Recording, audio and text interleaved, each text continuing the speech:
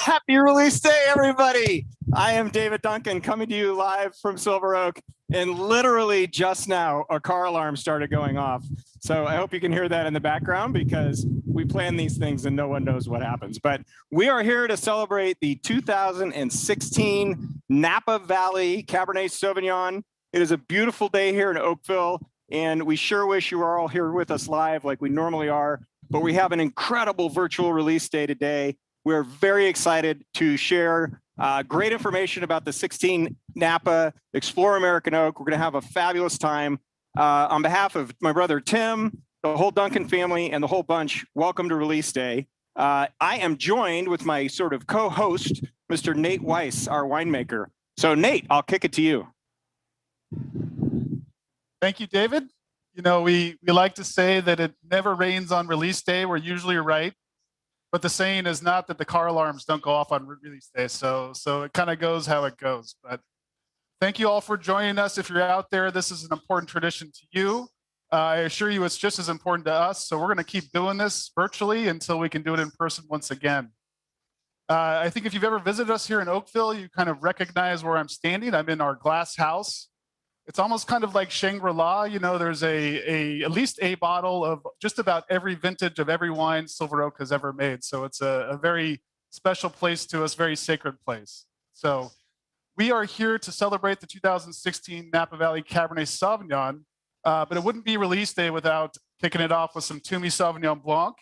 You know, it's a fantastic wine for morning, noon, or nights, any of the four seasons, fall, winter, spring, or summer. I like to say it's good for any day that ends in Y's, so I'd like to propose a toast to release day. Cheers. David? Cheers, Nate.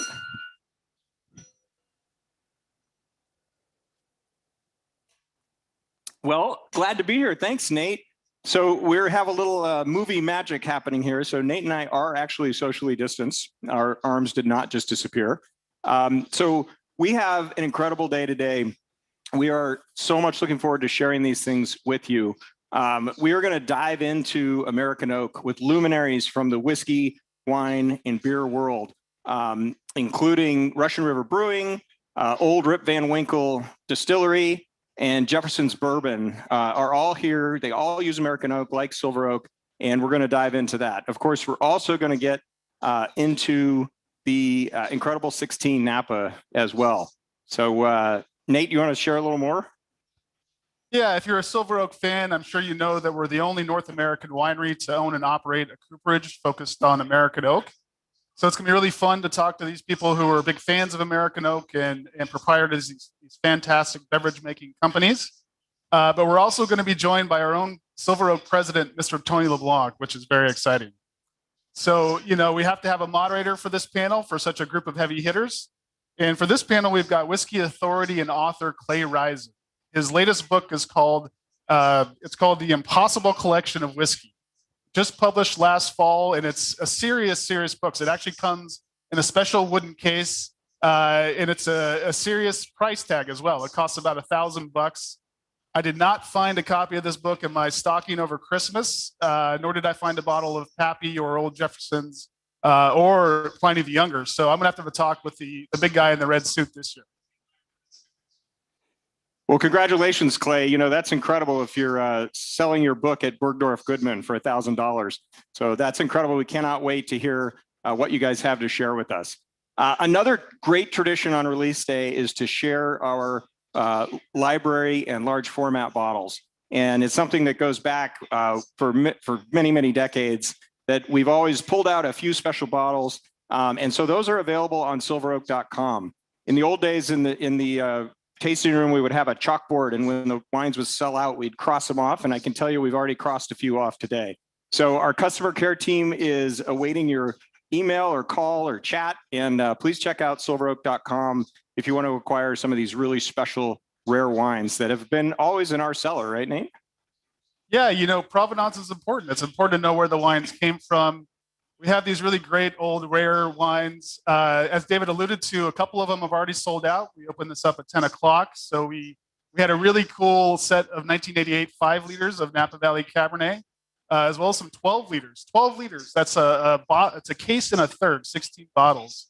We had a few of those from 2007 Napa Valley Cabernet, but we still have plenty more. We've got some 6 liters available, another 12 liters, and a lot of other stuff on the website. So feel free to go and peruse. And something special about these large formats today is that our winemaking team spent a few days this week inspecting all these bottles.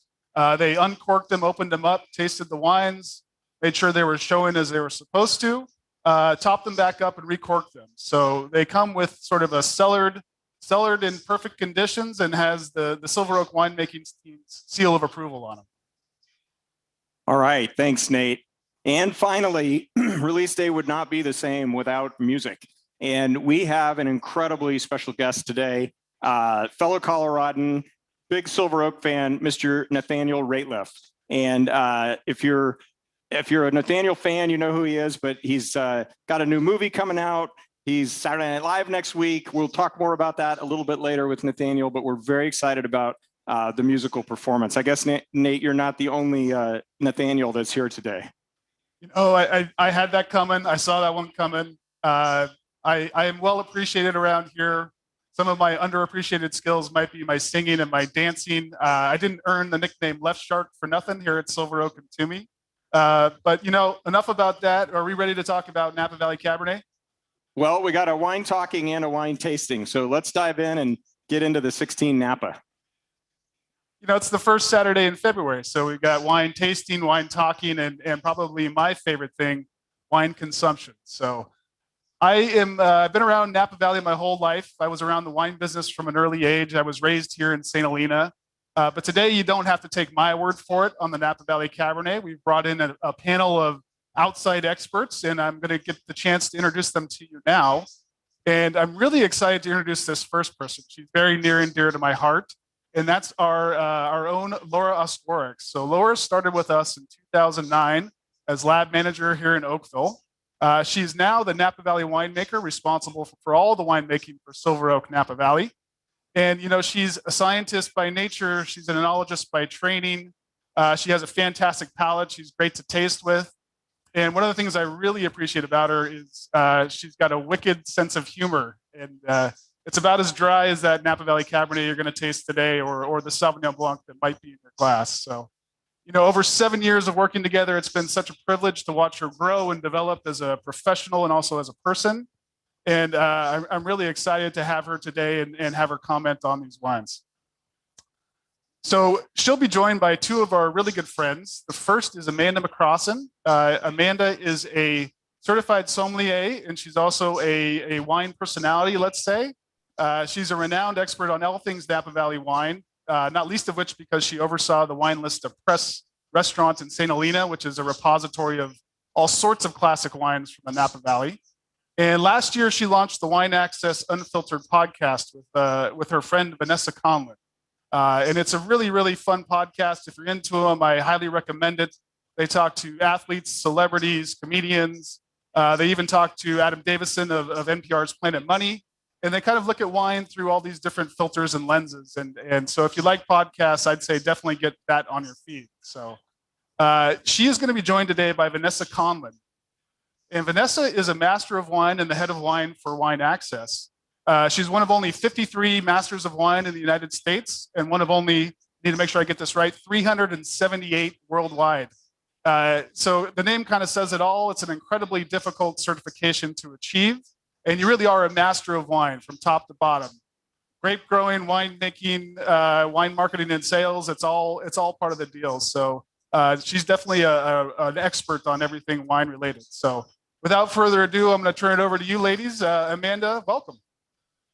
Thank you so much, Nate, and cheers to you. Thank you so much for having myself and Vanessa here on a day that I know myself and the entire Valley and wine loving community look forward to every single year. It is such an honor to be here. And even more so, this is sort of a pinch myself moment because Silver Oak is such an iconic winery, and to the point where we actually call it, Vanessa and I have joked so many times, a winery that's a 1 in 5.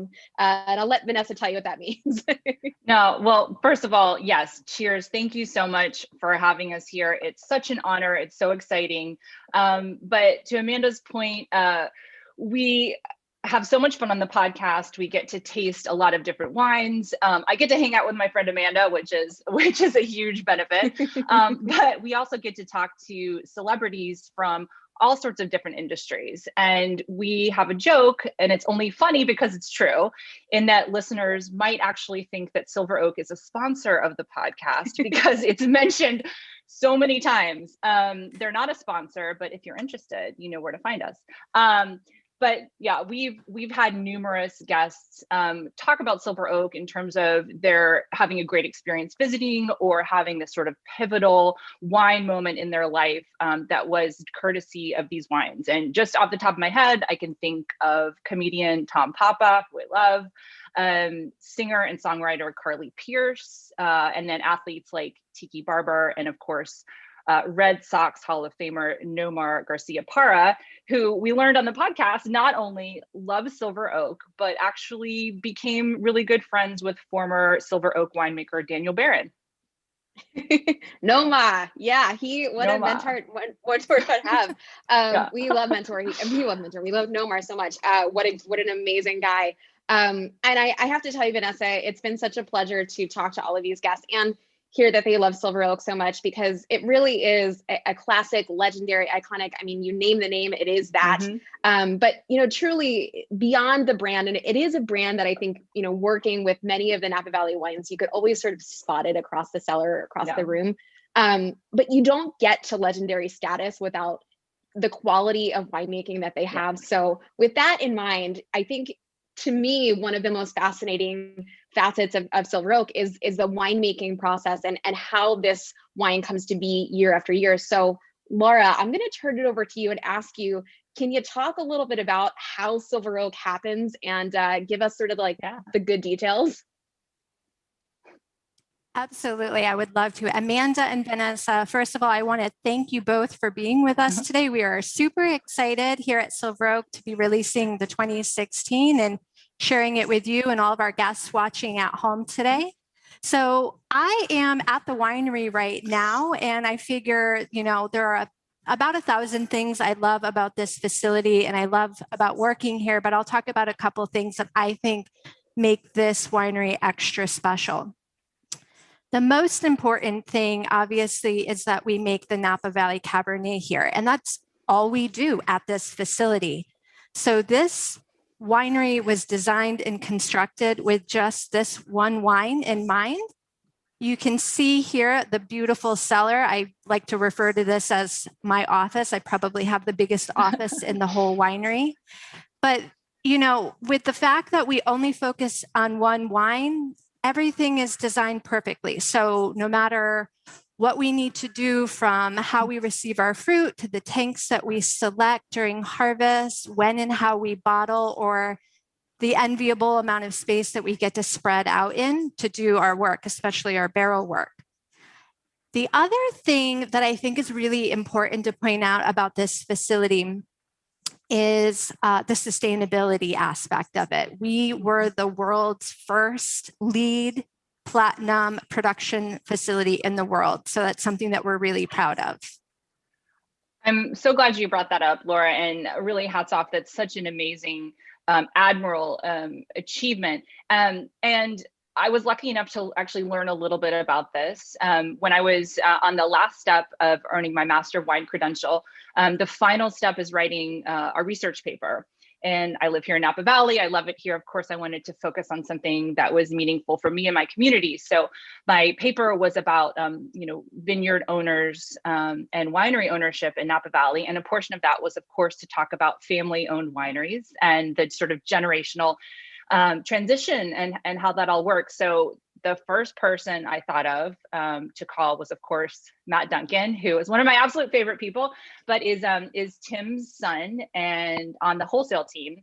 And incidentally, I just want to point out that I did learn from Matt that just because his last name is Duncan does not mean that he was handed a role at the winery. I have learned many stories about him doing unglamorous jobs like working the glue machine on the bottling line. So he really knows the business from top to bottom. But in any case, I was lucky enough to spend some time with Matt. He walked me through the vineyards, and I learned so much about the innovation that's being utilized there And I think something that's interesting to note is there's such a consistency of quality throughout every vintage of silver oak. They of course show the nature of that vintage, but given that there's this consistency, one might think, oh, they're just doing the same thing every year. But what I learned was, in fact, it's the absolute opposite, that every single year you and your team are looking at how to improve efficiency, conservation, all of course with an eye towards quality in the glass. So I would love to hear more, Laura, about what you're doing there. Sure, I would absolutely love to talk more about sustainability because it's something that is so important to us. It's a commitment that the Duncan family takes very seriously, and we actually find that it helps us make better wine. So a couple of ways that happens, I'll start out in the vineyard. We get to use technology and collect data so that we can make really purposeful, precise viticultural decisions with our farming out there. And so one of the big things I think to focus on is water. Water is our number one resource in this industry, especially in this area here in California. So being able to give the vines exactly what they need when they need it, I think promotes vine health. It reduces our water by quite a bit, and it impacts the fruit quality, like it really improves the fruit quality, and then that ultimately trickles into our winemaking. Here on the winery side, sustainability really touches everything from the solar panels that literally keep our lights on to the fact that a lot of the bottling supplies that we purchase are coming from local vendors. And that is so helpful because we get to work very closely with our vendors, focus on the quality of the products that we're receiving, and it reduces our carbon footprint by quite a bit. So sustainability is really important to us here. We've done a lot with our construction and our farming and our winemaking, and all of these efforts are efforts that we're really proud of here. So something else I'd love to discuss is, we talk about release day. And of course, as Amanda mentioned, this would be a day that I would love to be a part of when we were there in person, but that I would avoid because of traffic if I wasn't attending. And because you're located, right there in the heart of Oakville, and, for passersby, it might be sort of the logical assumption to think that all of the vineyards are actually right there on the winery property. But in fact, I think a lot of your vineyards are actually are mountainous. So I would love to hear, how do you think those different vineyards contribute to the final wine? Vanessa, you bring up a really good point because we are located centrally here in the heart of the valley, but the majority of the fruit that goes into making our Cabernet is coming from mountain and hillside properties. So sometimes as much as 90%.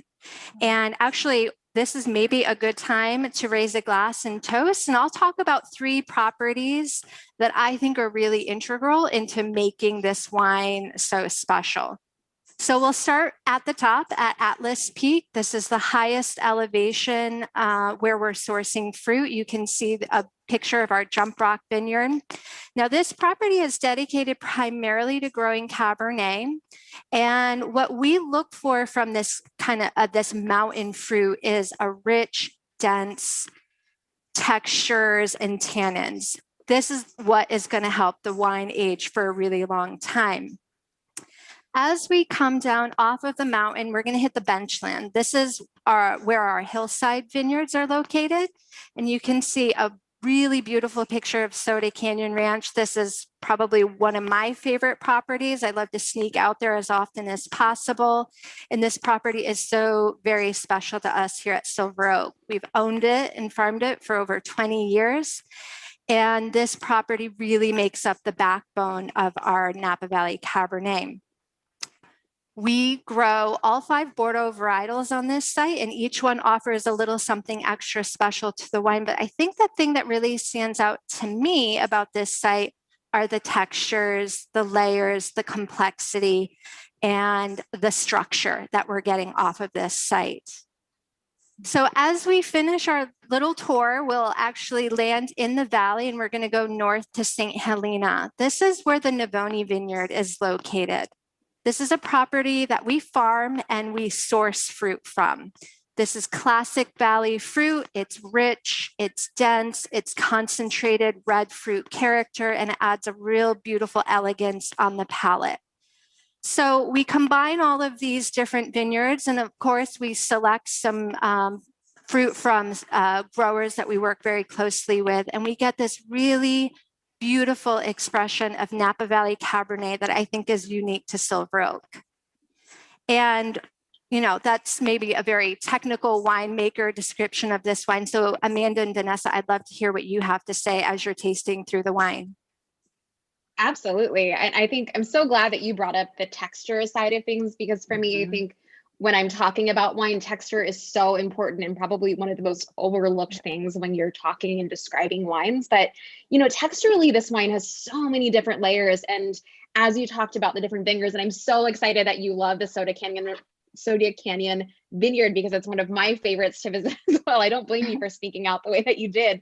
I have this sort of patchwork, this little snapshot of Napa Valley in my glass right now, with lots of different textures and lots of different flavors. So as much as we get that classic cassis and black currant, that really rich Cabernet smell and taste, I also love all of the different textures that I'm getting. Some of this more like electric, more grippy tannins from the mountain vineyard, but then this like soft plushy thing that's happening from the St. Helena Valley floor fruit.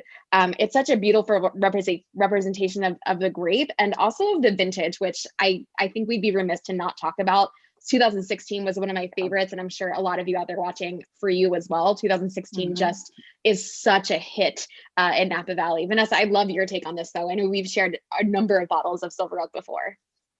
We have, and I second your comment about the textural component, Amanda, and that so much of, for me, the enjoyment of wine is beyond the aromas and the flavors, which of course in this glass are sort of classic, balanced, elegant Napa Cab. But so much of what I appreciate about really beautifully well-made wine is this, what I call like a palate shape. And for me, this has that. It's got that sort of beautiful structure that holds up the wine with this backbone, but then you get this, of course, like plush, generous fruit in the core of it as well. And one of the other things I love about the 16, but I have to say across vintages of Silver Oak in general, is that no matter where you are in your wine journey, or whether one prefers a fruit or wine that's more primary or more tertiary, there's always enjoyment to be found in Silver Oak. And Amanda, I'm sure you got this question a lot, especially when you were on the floor as a wine director, and that people often ask, when should I open a wine? When is the right time to open a wine? And of course, the answer is impossible for me to answer for them, because it depends on, what do you like? What's your preference in where the maturity of a wine is? And so what I think is outstanding and exceptional about Silver Oak is that it's very approachable upon release, but for those that like to enjoy a wine with a bit more age on it, like I do, it also will definitely reward you for, patience in the cellar. So Laura, I just have to say, congratulations again. I mean, I've tasted many vintages of this wine, but the 16 in front of me right now is absolutely beautiful. So cheers to you. It's delicious. Cheers, ladies. Thank you so much. I love your notes. I think sometimes it's helpful to hear somebody talk about the wine as you're tasting through, because you get to pick out those little things. And I think you did the wine justice. So thank you so much. And I think you brought up something that is really important. It's the approachability, and the question sometimes that I often get here as well is, when do I open up the wine? And we have to realize that we're enjoying the 2016 vintage right now, and it's 2021. So it's been a long 5-year journey to get the fruit off of the vine and into the glass to the point where we can enjoy it. And, there's so many steps that it takes to get to this point. But I think one of the things that really jumps out at me right now, only because we just finished doing it recently, is the blending process. So Nate and I just recently finished blending the 2020 vintage. And here's a really great example of what that looks like, at least when we start blending, because by the end of a blending session, it's quite a mess. But we hit the bench with sometimes as many as 50 or 60 or even more wines that we need to figure out how we're going to put together. And it's really neat that we have that ability, because we ferment everything separately. but it can take weeks and well over probably 100 permutations to get all of those pieces together to the point where we have a wine that we get to share with everyone. And so blending, right? We blend and then we barrel down. And that is another thing that is really unique to Silver Oak, is that we do it in that order. So blending 2 years in barrel and then another 2 years in bottle, to the point that we get to finally enjoy it. And so our goal with our winemaking is to have our wine be enjoyable, approachable, and delicious upon release, but it is definitely capable of aging for many, many decades, so that no matter when the occasion presents itself, no matter when you want to open up a bottle of Silver Oak, you can trust and feel confident that you're going to enjoy it. Absolutely. And I've been looking at some of the comments in the chat right now about who's drinking what right now. And I saw a little while ago, someone's got an 86 Bonnie's open, which Wow. is one of my favorite wines that I've ever had. Ooh, it was wonderful. the wine that we had it. It was a wine that we had at press, and it was just like so delicious. But I love that everyone's sort of drinking through the decades today. It's a fun way to celebrate. Thinking about your blending session though, that picture was like kind of alarming to see. And I'm so glad that you brought up blending, because it's one of those things that we forget is like such a critical part of the winemaking process, but it really is what makes you guys so distinct. I'm thinking right now about like how your teeth look after the fact, because mine are like purple already. And if you've got purple teeth, put it in the comments, because I think we're all going to be there by the end of the day. But one of the other things that makes Silver Oak so unique and is really a hallmark, and sort of why we're here today, is the American oak component. And thinking back to Napa Valley, pre-70s, Andrei Telechev era, bringing in a lot of the French oak, it was sort of an outlier choice for Silver Oak to be using American oak. But one that we've thought of, that a different choice, but not a bad one. And I think as we think about American oak, we think about it slightly differently. And there's so many amazing wines, iconic wines, present company, of course, included, that are using American oak and choosing to use American oak as part of their oak regime. So Vanessa, I know you and I have shared a number of bottles of Silver Oak, as I mentioned, and some of the other ones as well. Definitely, but I think you said it right.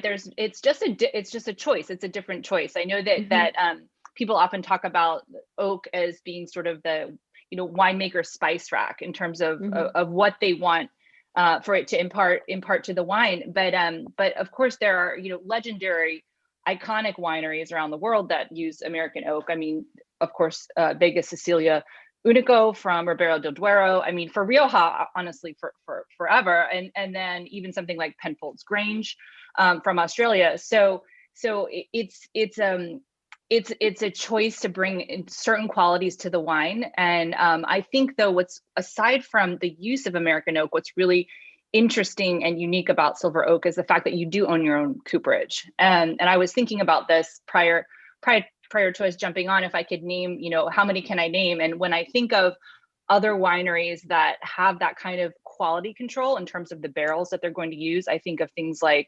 Guigal in the Rhone. I think of Chateau Lafite.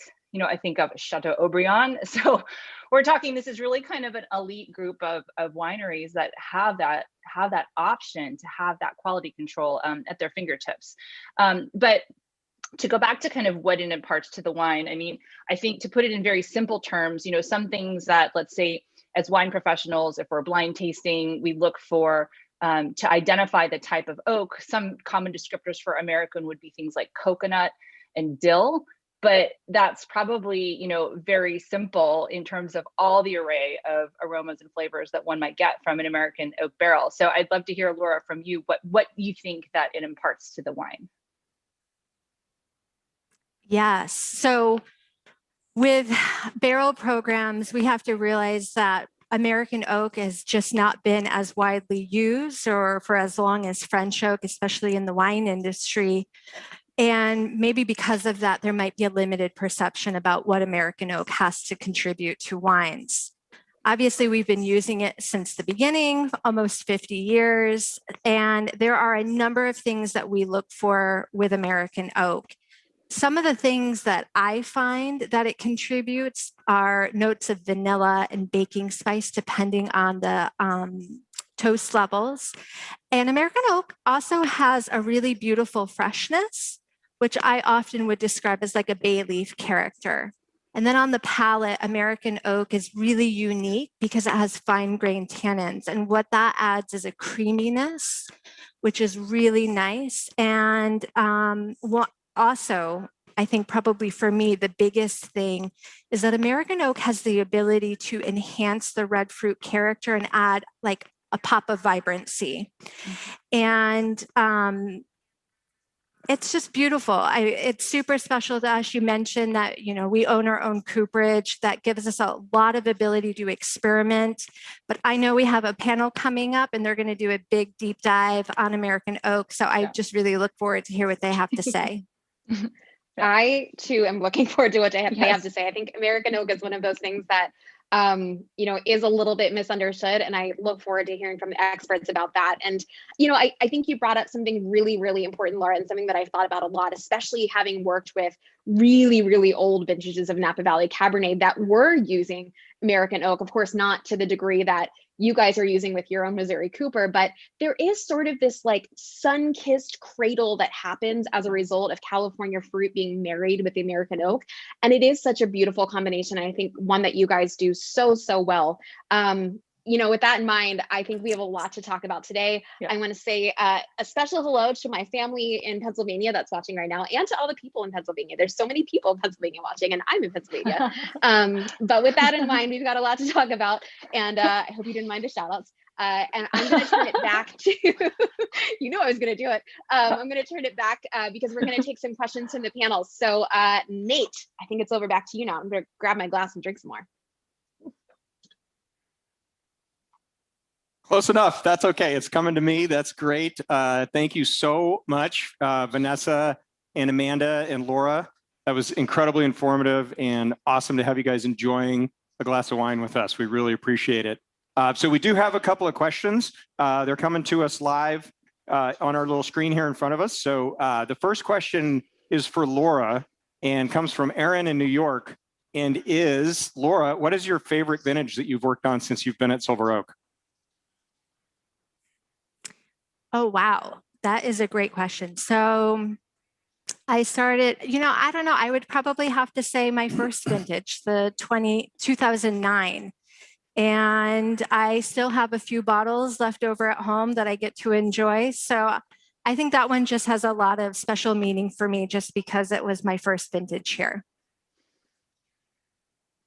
All right, 2009. Thank you. So let's see. Our next question is from Chris. And it says, we have a 2012 Napa Valley Cab. Should we hold it or drink it? Laura, Nate, what do you guys think? Laura, please take that one. Oh, well, whenever you open it is going to be a special occasion. So I would say, feel confident that if you open it now, you're going to really enjoy it. I had that vintage not that long ago and it was showing really beautifully. But if you feel like you want to hold it for another occasion, I would say that that's fine. It's going to hold beautifully. What do you think, Nate? Have you tasted that vintage recently? Yeah, 2012. So for me, Silver Oak tends to really hit its stride about 10 years after vintage. Of course, at release, it's open, it's precocious, it jumps right out at you. There's always kind of an interesting phase in between where it gets a little bit dumb for a little while, and I, wine chemistry wise, I'm not sure why that's the case, but about 10 years after vintage is where they really start to sing for me, in kind of the 15 to 20 range. So 2012, you're not far from that. I'd say I would agree with Laura for sure that next time you have a drinking occasion, it'd be a good time to do it. All right, we have one for Vanessa and Amanda coming to us from Jennifer from Texas. Jennifer's asking, excuse me, how can we watch your podcast, and what inspired you to start one? Well, I'll take this, and then Vanessa can chime in on the inspiration. the podcast is available wherever you listen to podcasts. So Apple Podcasts, Google Play, and Spotify. And then if you want to watch any snippets of it, you can follow us on Instagram at Wine Access Unfiltered. And I mean, really the inspiration, and Vanessa, chime in here, but the inspiration really came from conversations that I was personally having on the floor at Press with celebrities and people that were coming in about wine. And then Vanessa, I know same for you. You were having conversations with people from all over many different industries about wine. Absolutely. No, I mean, the inspiration was that, we can talk to each other in the wine business about wine, but what's really fascinating is when you start talking to people who love wine but aren't in the industry, the types of questions that you get, the types of comments, and what we've learned from people in terms of how they enjoy wine, where they enjoy it, their first experience, their pivotal experience has been really fascinating. And as I mentioned earlier, that's comedians, that's athletes, it's musicians, it's economists, it runs the gamut. But that was the inspiration, to hear from all sorts of different types of wine appreciators. Yeah. And if I can just say, neither Vanessa nor I came from wine drinking households and backgrounds. And so for us, it's been an amazing way to connect with people that are not in the wine industry and sort of bring more people into the fold like us who didn't come up with wine that have stories to tell. All right. Thank you, Amanda and Vanessa. We really appreciate you guys joining us. Happy release day. We have time for one more question. And that question is I'm tossing to Laura, which is, can you describe briefly the difference between the 2016 Alexander Valley and the 2016 Napa Valley? Sure. So we released the 16 AV back in August. And so now we have the 16 Napa. And I think there are quite a few differences. For me, I find that the Napa Valley has a little more density, a little bit more complexity on the palate. We do use a little bit more new American oak on this wine, and I think you can pick that up quite a bit. The Alexander Valley, the last time I tasted it, it was just really, really vibrant and really elegant. So they're both beautiful wines and they both have their differences, but those are some of the things that I typically find, especially with the 16 and the fact that they're current release. All right, fantastic. Thank you so much, everybody. So let's transition to our next segment. Nate, I think you're going to take this one. Yes, I have the distinct honor and privilege of introducing somebody very special to me as well. He's a man that is typically behind the scenes here at Silver Oak and Toomey, but today he gets to get in front of the camera, which I'm sure he's just absolutely thrilled with. But that's our very own president of Silver Oak, Mr. Tony LeBlanc. Human Resources won't let me tell you how old he is, but I can tell you this. He started working for us in 1992. So I'm sure he was 15, 17, something like that when he started with us way back then. And, ever since then, he's worked really closely with a team at the Oak Cooperage, which is our cooperage in Higbee, Missouri. We consider him to be sort of our in-house expert on barrel making and running a cooperage. A cooperage, of course, is a place that you make barrels. And he's intimately involved in that business. So, Tony, I'm going to turn it over to you.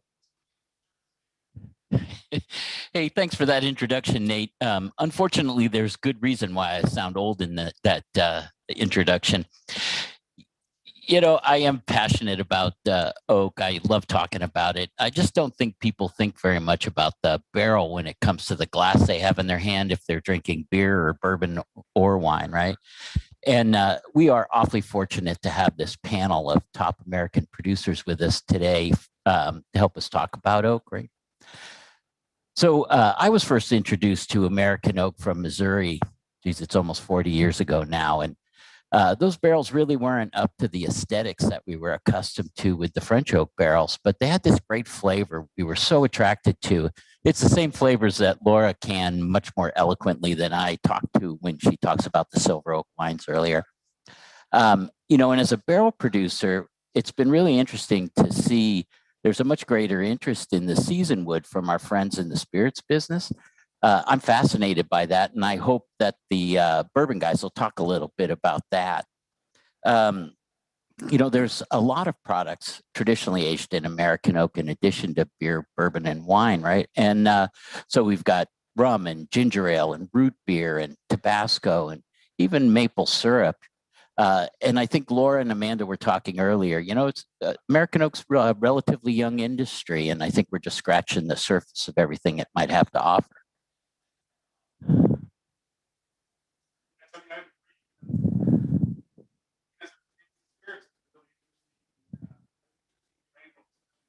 I can't hear Nate.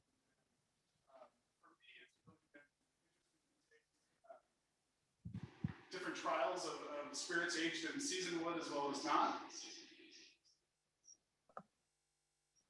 So it's really fascinating to think about the history of American oak and barrels in general.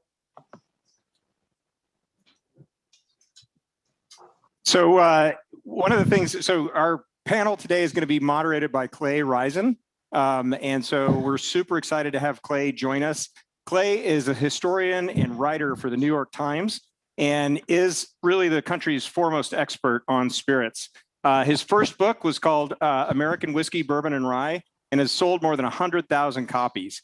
Other works by Clay include Single Malt, and just last year, he published a book called The Impossible Whiskey Collection, where he had the envious task and the budget, I might add, to taste 100 of the most coveted whiskeys in the world. Clay, I'd love to see your book and read it, but man, it's expensive. So welcome, Clay. Thanks a lot, David. And, I figure these days no one's driving. So, just sell your car and you can probably buy a couple of copies, give some away to your friends. But look, I'm very happy to be here because, as Tony said, wood is just not something that we really think about. And as someone who grew up in bourbon culture, I came from Nashville, Tennessee, and spent a lot of time in Kentucky. Growing up, wood was not something we talked about, the impact of wood on whiskey. And today we're starting to see more people think about that and to start to talk about what exactly is the influence of American wood. So I think that's something that we'll get into today with our panelists. So in addition to Tony, we have three just bang up experts on this question. The first we have is Vinny Solerzo. He's the co-founder of the Russian River Brewing Company right there in Sonoma. He joins us live from the brewery's Pliny the Younger release, which, if people don't know, that is literally the rarest and most sought after beer in the world. It is just a beautiful beer, but everything they make is fantastic. Normally there would be lines around the corner, down the street, out the town, but obviously this is in COVID time, so they're doing their releases online. And Vinny actually, along with his wife, they have a great sort of backstory with Silver Oak. They go back a long time with the winery, and actually they have used Silver Oak barrels in their Belgian release, or their Belgian inspired release, which is called Consecration. We also have with us Trey Zeller. Trey is the founder of Jefferson's Bourbon, which is also just one of the best, most highly regarded bourbon makers in Kentucky. They are world renowned and best known for their small batch releases, but also for one release that I particularly love that they call Ocean, that is actually aged on ships as they go from port to port to try to replicate what the aging process was like centuries ago when it actually went into the wood as fresh whiskey, and by the time it got down the rivers and through the seas to New York or wherever it was going, it would be brown and luscious and just tastes like the bourbon we enjoy today. And last we have Julian Van Winkle, which if you can guess by his surname, he needs no introduction. He is the head honcho at Old Rip Van Winkle, which produces, among other whiskeys, the Pappy Van Winkle that we all know, and hopefully some of us have had the opportunity to try. He's also the subject of a new book, which is called Pappyland. It also allows me to kind of rib him because finally he has something to sell, something to talk about that we can all enjoy, unlike some of his whiskeys. So what I'd like to do with these four panelists is really kind of explore some of these questions about American wood. And I want to start with Tony. You've been working with American wood for a long time, and as someone who really knows the product, knows that that vessel. What can you say as far as the advantages of American wood? Why would you choose that over, French or something else? Well, good afternoon, Clay. I've been working with silver oak and American oak from Missouri for almost 30 years. And frankly, the answer is really pretty simple. It tastes great. The nutty toasted character, the soft tannins, they contribute that rich, creamy textural components to the wines that we've been talking about. American oak, it really just works great with the softer, more delicate wine style. The other thing I talk about is the sustainability, right? So it's much more efficient for us to source the barrels from Missouri. And it really contributes to that all-American nature of the silver oak wines, the grapes, the barrels, the glass, the majority of the packaging components all come from as close to home as we can. And that really helps us manage, natural resources more conservatively. And when you think about American oak versus French, or have you worked with French or Hungarian or other oak styles, and how do they compare, and why do you come down on the side of American oak? So yes, I've definitely worked with some other woods, and I have a tremendous respect for those Coopers, but I am especially biased. So I'll have to say, I think if they could grow their trees in Missouri and season their wood and the climate there, their barrels would be much better. Yeah, sure. Well, let me ask you a question. This will go to all the panelists, and maybe I'll start with Trey on this one.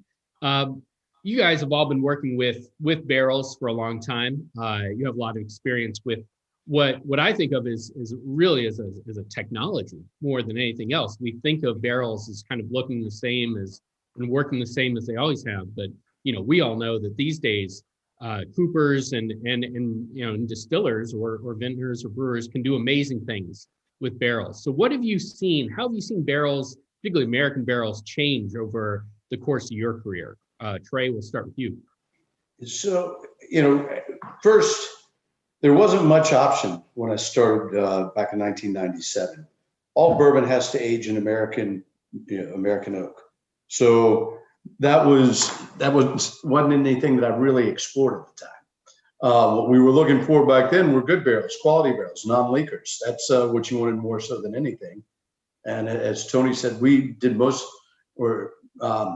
most of our wood from Missouri. It wasn't until actually the 100th year anniversary of Independent Stave Company that I was invited back to their cooperage in Missouri, that I saw all the work that they were doing with different wine barrels and spirit barrels from around the world, that I really started to dig in and see what different technologies could be used on the barrel to really manipulate it one way or the other. So I'd been to the cooperages in Kentucky many times, and we're pretty rudimentary in what we typically do with bourbon, which is age it in barrels that have been charred. So there's a 4-point charring system, 1 being the lightest, 4 being the deepest. But when I went back and became a barrel chef for a couple of days and saw how you can institute slow cooking and flash charring and basically following a roadmap of time and temperature to bring out bigger vanilla flavors or butterscotch flavors or what have you, that I saw how much you can do with. And those possibilities are available now that weren't 20 years ago. So really, the cooperages at the time, it was pretty basic. It was just how long of a big flame would they put inside the barrel. The longer the flame, the more porous the barrel became, the more porous it became, the deeper the bourbon could come into it. That being said, a deeper char would override some of the secondary flavors. So that's really how I've seen it kind of change in the last few years. Yeah. Well, Julian, what about you? Now, you come from a long line of distillers and bourbon men. How do you think barrels today differ from what your dad, your grandfather worked with? First of all, hello everyone, nice to see you. And I do have my bottle of Tourmaine Sauvignon Blanc. I was trying to sell some wine here, right? I haven't opened it, but we're having grouper tonight. We're down in Florida, so we're going to give it a shot. First of all, the barrels had 8 hoops on them back then instead of sticks these days. Obviously, money is a big factor in that. That really helped in evaporation and loss, and didn't have as many casualty barrels as we do these days. It's hell to go dump a 23-year-old barrel and have it be empty, but it happens. That's it. We have a little ceremony over a grave on those babies, but the construction has really improved, and the knowledge of air drying and curing outside for months and even years sometimes really affects the flavors, I'm sure you all know. So it's really just the making of bourbon whiskey is the same it's always been pretty much, except the stills are a little different here and there with the new craft distilleries around. But basically, it's the construction of the barrels has improved. So and the quality of the wood and obviously different areas of Western Kentucky and North Georgia and Missouri and Arkansas produces different oaks. So it's there's a lot of variables, and with our whiskey being so old, it's really one of the most important parts that we focus on. So I'm fascinated by aging spirits, anything with alcohol, and whether it be wine or beer, in American oak. So we have a lot to learn, but it's a long learning curve, but we're gaining on it. Sure. And Vinny, now, I'd say that of all these categories, beer is one where people don't think about wood at all. But obviously you do, both in terms of the aging, but, specifically the finishes that you dial in. So how has that changed for you? Yeah, well, first off, it's great to be here. Tony, good to see you. I remember those days when you and I were pulling wine together at release days at Alexander Valley when Justin was still with us. So it's good to be here. So thank you for having me.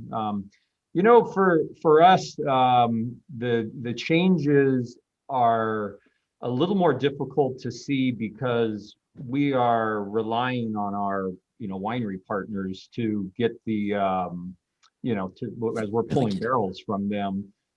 So as we move through our process of procuring barrels, we're not just looking at the type of oak, American oak, French oak being the primary sources. We're also looking at what was once in the barrel. I'll focus on Consecration, our beer that we use exclusively American oak because we're using used silver oak barrels, and we're grateful to be able to get those, and it really makes a difference.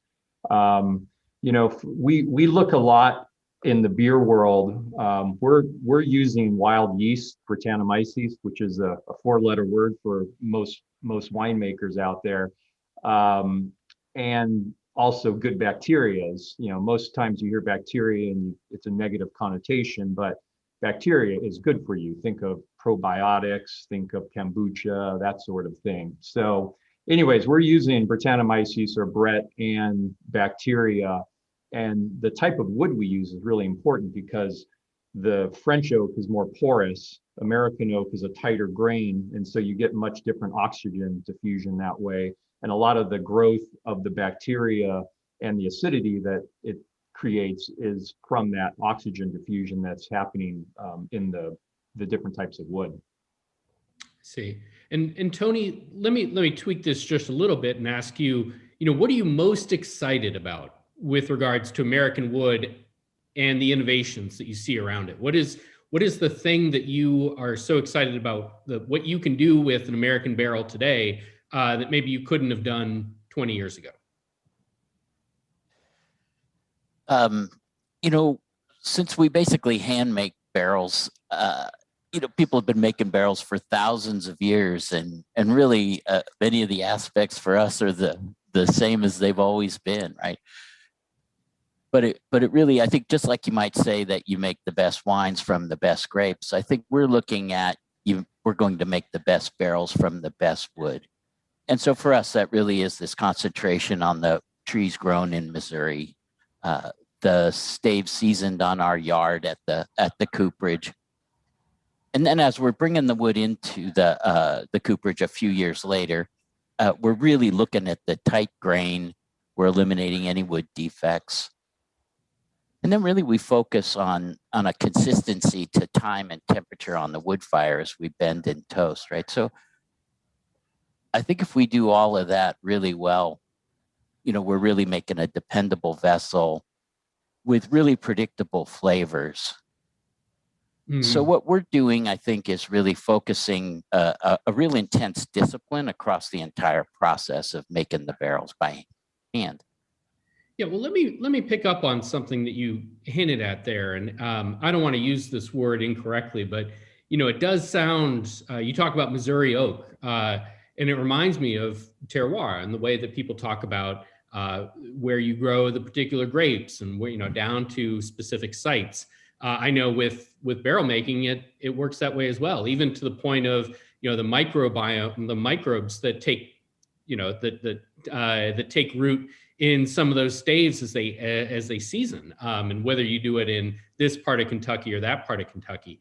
Let me throw it open, to all of you. How important is not just American oak? We're not just talking about the species, but where that oak comes from. If it's Missouri versus Tennessee or Kentucky, how much do you think about that? Julian, can I start you with that? How important is Missouri oak or Kentucky oak to you? Well, we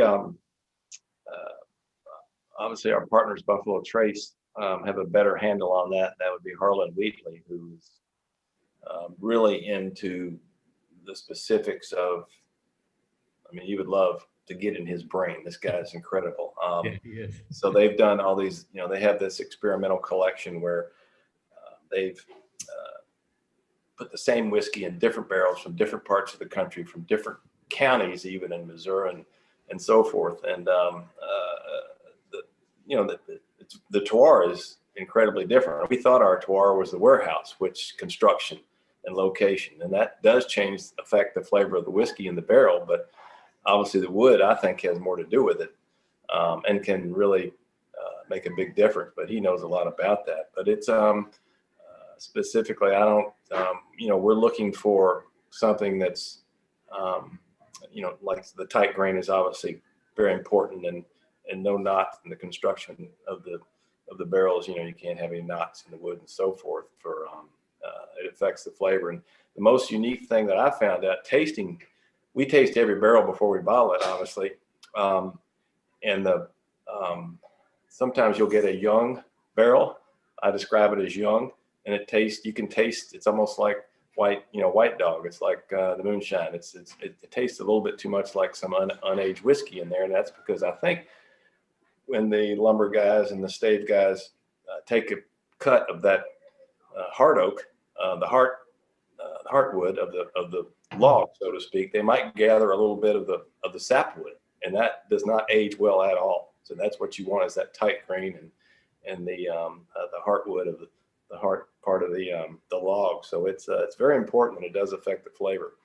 Okay. One thing I did, Trey mentioned about bourbon being aged in new oak. It doesn't have to be American oak. It can be French oak. And French oak, I hate to say this, my father and grandfather are going to roll over in their graves, but French oak really produces a very nice bourbon.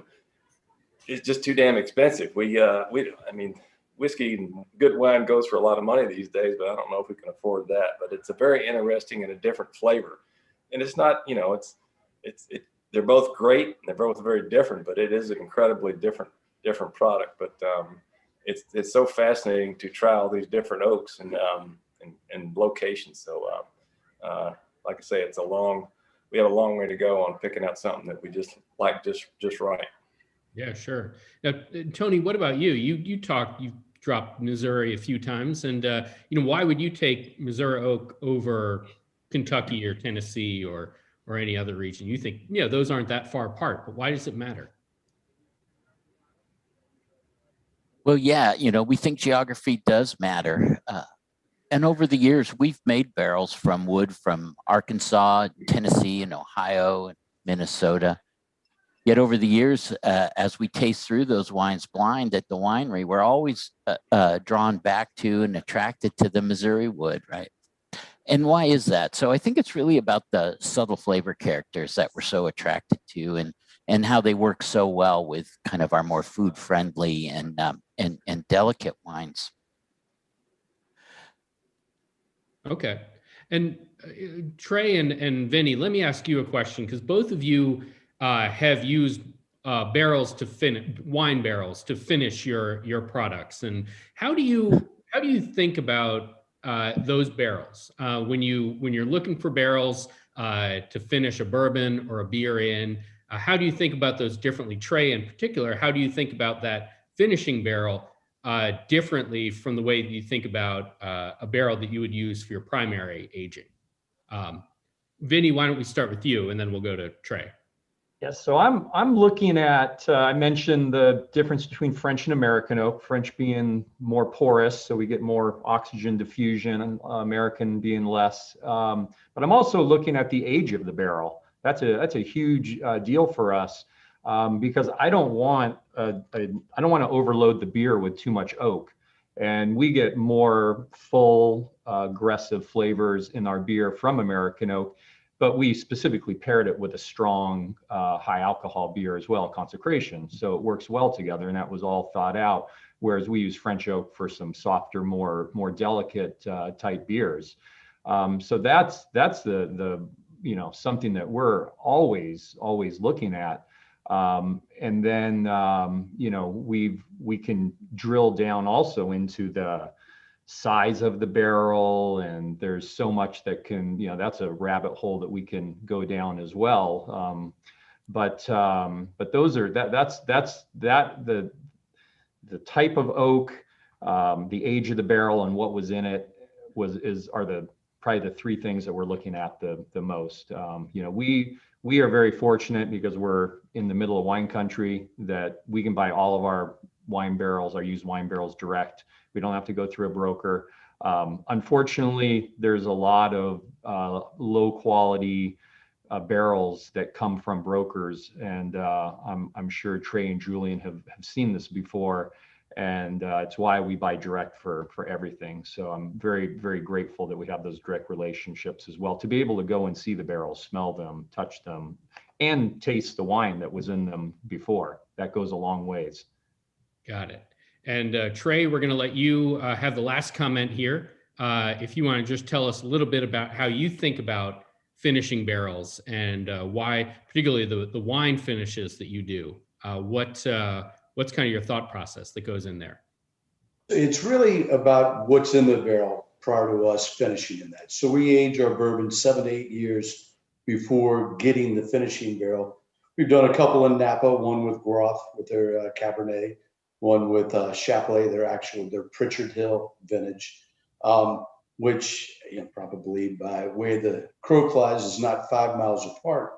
Yet Groff being on the valley floor and Pritchard Hill being on the side of the hill, those two Cabernets produce very different tasting wines that show up in the bourbon, and it's finished that way. And you get all the fruit that you would expect from a big Napa Cab coming out when we finish it. We finish those generally 12 to 15 months. So Pritchard Hill, for instance, is known for their black cherry and chocolate flavors, and those really come out beginning, or particularly on the front end of the taste. We finished in Pichon Baron barrels, Cabernet barrels out of Bordeaux. And as fruity as you get the same flavors coming through from Napa, you're going to get that earthy flavor that really is pervasive throughout the tasting experience with the finished bourbon. So we get, what we want there is to make sure that they're freshly dumped. As soon as they dump them, they send to us at the distillery in Kentucky, where we put the aged bourbon in there and start aging it at that point. All right. And those flavors will come out. One more question. This will be real short, just for all four of you. Present company excluded, of course. But if you had to drink a bourbon this afternoon before dinner, what would it be? Vinny, we're going to start with you. Ooh, I'll be honest. I'm a wine and beer guy. So but I will say I opened the 2008 Silver Oak last night with dinner in honor of today. So. All right, Trey, what do you say? I usually drink the 15-year-old Van Winkle because Julian drops it off by the case to me. All right, Julian, what Tell about him to drop some off at my porch too. Number one would be to go down in my secret cellar somewhere, and it's undisclosed, by the way, where that is, and get some of my father or grandfather's old Stitzer Weller whiskey. But there's not a lot of that to go around because I'm trying to drink it all up so my kids don't get any when I'm gone. But obviously number two on my list would be W.O. Weller, and that's hard to find too. But same flavor profile as ours, just a little younger, but it's great. That's good stuff. And Tony, we're gonna let you have the last word here. I hear you're a bit of a bourbon fan yourself. So I'll have to admit it. I am a pretty big fan of bourbons and whiskeys, and as far as what I'd try, I'd be happy to try the Jefferson from the Chapelet barrels, or any of the old Rip Van Winkle. I'm pretty much up for any of that. All right, good taste, folks. Good taste. Julian, Trey, Vinny, thank you so much for doing this. This was a lot of fun. And now we're going to turn it back to David and Nate to take some more questions. Thanks, Clay. That was a pretty cool conversation with a lot of different people, and David and I were giggling over here. Tony has been known to be a fan of the brown stuff, and Tony, I have a little surprise for you. We do have some old Jeffersons and Pritchard Hill barrels for after we wrap this whole thing. But and if we're talking about dropping stuff off of people's houses, we'd be happy to give you the address to the winery here. We'll be here anytime. So we did have a couple questions come through, and the first is for you, Tony. William's asking, what happens to the barrels after you bottle the wine? Well, we do have, I guess unlike the whiskey guys where they can use the barrels for 20 to 100 years, we once or twice use them, and then we do have a stream. Well, so some of them go to Vinny, right? And we're always looking for a place that somebody could use the barrels for wine and neutral cooperage, as they call it, or sometimes off they go to the planters with the 4-year barrels. But every year we have quite a good stream of barrels that we look to move. It's quite a steady stream indeed. I can attest to that for sure. So I think the next question we have time for one more. This one's going to go to David. I want to thank all of you guys for joining us. Trey, Julian, Vinny, great to see you. Tony, and of course, Clay, thanks for moderating. But David, this one's for you to toss to Trey. Why did you start making bourbon on the sea? Why did you start making bourbon where? On the sea? In the sink? In the sink or the sea? So wait, was this for David? Before we get to that, I want to thank Vinny and Julian and Trey and Clay as well. And, one of the things that we love to do at Silver Oak is to barter. So I'd be more than happy to trade product for product, guys. So we really appreciate you being here on such a busy day and on a Saturday. So just thank you. So, okay, Nate, throw me that question again. This one's for Trey. Why did you start making bourbon on the sea? There you go.